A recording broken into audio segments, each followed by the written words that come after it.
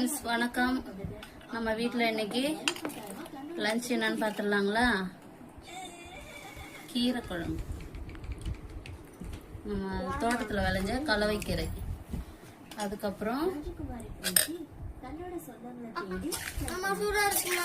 உருளைக்கிழங்கு,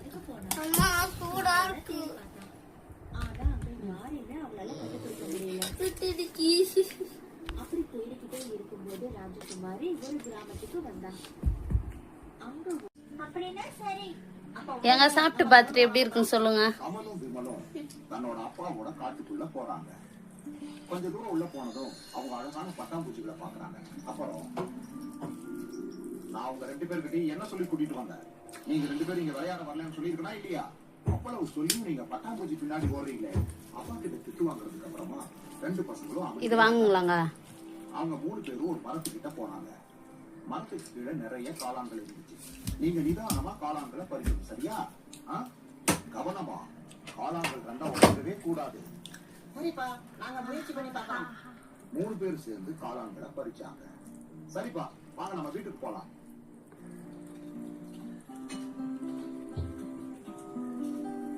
எப்படிங்க இருக்கு? இன்னைக்கு நீங்க முதல் பாடம் கத்துக்கிட்டீங்க. அப்புறம் அதை பறிக்கிறத அதை விற்கிறதுதான் ரொம்ப கஷ்டமான விஷயம். அதனால அதை இங்க விற்காம நகரத்துக்கு கொண்டு போய் விற்க போறேன். அப்படின்னா நாளைக்கு நாங்களும் நகரத்துக்கு வந்து எப்படி விற்கிறதுன்னு கத்துக்கலாமா? இல்ல, கண்டிப்பா இல்ல. நான் நாளைக்கு தனியா நகரத்துக்கு போக போறேன். நீங்க 2 பேரும் வீட்டுல தான் இருக்க போறீங்க.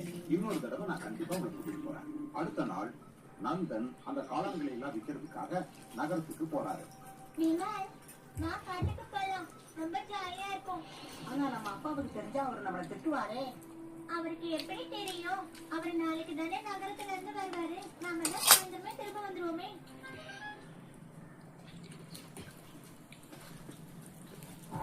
அண்ணன் தம்பிங்க 2 பேரும் நேரா காட்டுக்குள்ள போனாங்க.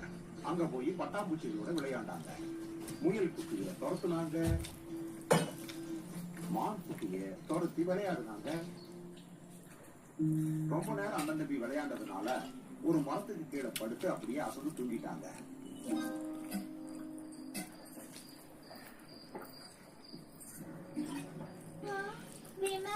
சீக்கிரமா எழுந்துரு. என்னப்பா இவ்வளவு நேரம் ஆயிடுச்சு?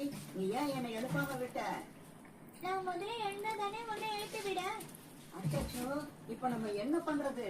ரொம்ப இருட்டாயிடுச்சு, வீட்டுக்கு எப்படி போறது? தெரியல, ஆனா கிளம்பி போலாம். கமலும் விமலும் இருட்டுல நடக்க ஆரம்பிச்சாங்க.